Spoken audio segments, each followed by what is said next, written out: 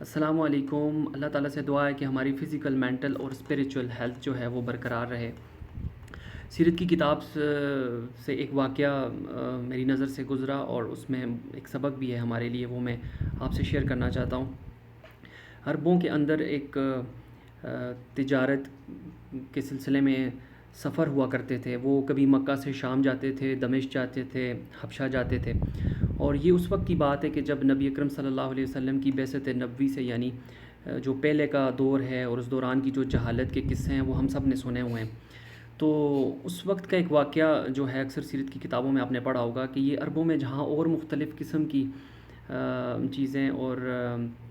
بدعقیدگیاں جو ہیں وہ پائی جاتی تھی، اس میں ایک چیز یہ تھی کہ جب وہ ٹریول کرتے تھے، یعنی اپنے تجارت کے سلسلے میں کسی ایک ملک سے دوسرے ملک ٹریول کرتے تھے، تو وہ رستے میں جہاں بھی اسٹے کرتے تھے، جس ویرانے میں وہ جاتے تھے، جہاں بھی وہ رکتے تھے، تو وہ خوف تو ان میں پیدا ہوتا تھا، اس ویرانگی کا بھی، اس اندھیرے کا بھی، ڈر، خوف ہر طرح کا، جیسے ایک نیچرل چیز ہے۔ تو اب ان کے پاس کوئی ایسا، چونکہ گمان ایمان کی نعمت سے تو محروم تھے وہ، تو وہ کیا کرتے تھے کہ وہ ان میں سے کھڑا ہو کے آواز لگاتا تھا اس وادی میں، اس جو بھی ایک بیابان جگہ ہے یا جو جہاں انہوں نے اسٹے کیا ہوا ہے، وہاں پہ وہ ایک آواز لگاتا تھا۔ اچھا، وہ آواز کیا لگاتا تھا کہ اس وادی میں اگر کوئی بھی جن ہے، ٹھیک ہے، کوئی بھی سپر نیچرل طاقت ہے، ٹھیک ہے، جنات ہیں، ہم اپنے آپ کو اس کے حوالے کرتے ہیں۔ وہ جن کو مخاطب کر کے کہتے تھے کہ ہم اپنے آپ کو تیرے حوالے کرتے ہیں تاکہ تو ہماری حفاظت کرے۔ اور یہ ان کا معمول ہوتا تھا کہ وہ اپنے ڈر، اپنے خوف اور اپنی جو بھی ان کے اوپر جو ایک طرح کی کیفیت ہوتی تھی خوف کی، اس کو دور کرنے کے لیے وہ یہ کہتے تھے، اور پھر ان کے اندر جو ہے نا ایک بے چینی کی وجہ سے یہ چیز پیدا ہو جاتی تھی کہ اپنے آپ کو، یعنی حفاظت کوئی نہ کوئی ایسا ہو جو ان کی کرے۔ تو یہ ایک واقعہ ہے، مگر آپ اس کی ڈیٹیل میں اگر جائیں تو آپ یقین کریں کہ سب سے بڑی آئیڈیالوجی جو ہے، سب سے بڑی آئیڈیالوجی وہ ایمان ہے، وہ گمان ہے، وہ یقین ہے، وہ فیتھ ہے، وہ ہوپ ہے، اور وہ اس چیز سے محروم تھے۔ یعنی ان کا اندر اس تشنگی جو تھی، وہ پیاس ان کی بجھی نہیں تھی، جس کی وجہ سے وہ طرح طرح کے الٹی سیدھی حرکتیں کرتے تھے، کبھی اس کو پکارنا، کبھی اس کو پکارنا۔ وہ کہتے ہیں نا، ایک ایک سجدہ جسے تو گراں سمجھتا ہے، ہزار سجدوں سے دیتا ہے آدمی کو نجات۔ تو ان کا یہ صورتحال تھی کہ وہ ہزار سجدوں کے، کبھی اس کے در پہ، کبھی اس کے آسرے پہ، کبھی اس کے آسرے پہ۔ تو یہ جو انسان کو اللہ تعالیٰ نے انٹلیکٹ دیا ہے، جو اس کو اس کا کلائمیکس جو ہے وہ ایک آئیڈیالوجی کی شکل میں ہے، اور سب سے بڑی آئیڈیالوجی جو میں سمجھتا ہوں وہ ایمان ہے، وہ گمان ہے۔ جیسا کہ اللہ تعالیٰ انسان سے کہتا ہے کہ میں تم سے تمہارے گمان کی طرح ہوں، جیسا تم گمان رکھتے ہو ویسا معاملہ ہوتا ہے۔ تو یہ ہوپ اور امید اور فیت اور گمان، یہ مومن اور مسلمان کے لیے تو اوڑھنا بچھونا ہے،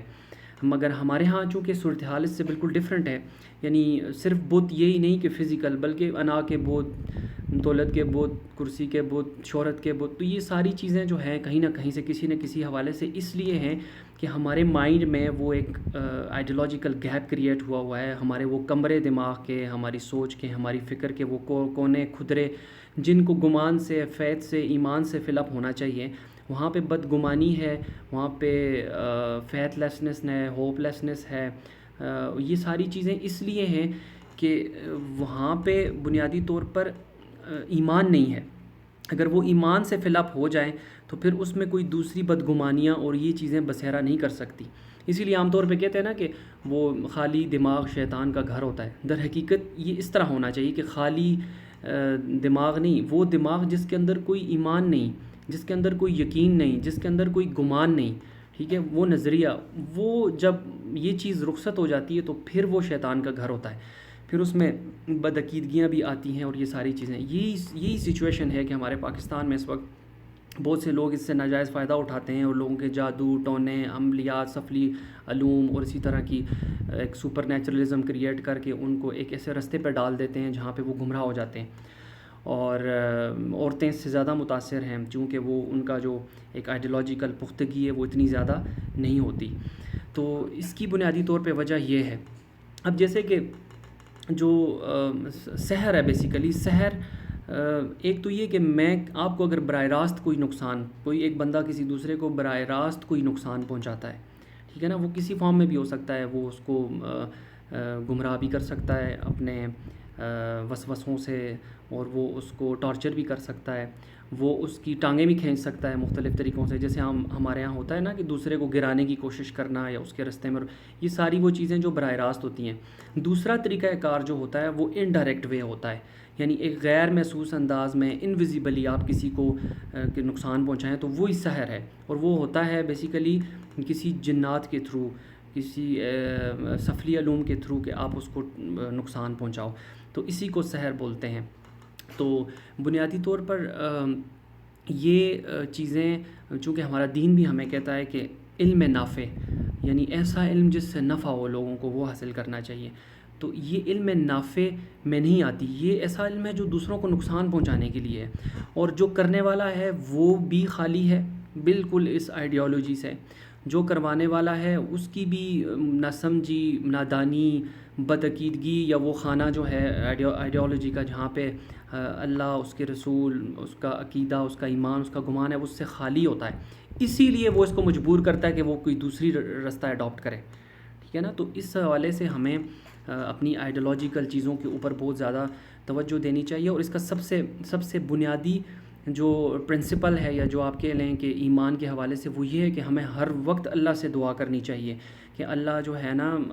ہماری چاہت کی بنیاد پر، جو چاہنا ہے نا، یہ اللہ ہم اپنی چاہت کی بنیاد پر انسان کی وہ دعا قبول کرتا ہے کہ ہمیں اٹھتے بیٹھتے چلتے پھرتے ہر وقت اللہ سے یہ دعا کرنی چاہیے کہ یا اللہ ہمارا گمان، ہماری امیدیں، ہمارا فیض، ہمارا ایمان، یہ ساری چیزیں یا اللہ اپنے آپ پہ مضبوط کر دے، تاکہ ہمیں کسی اور کے سامنے،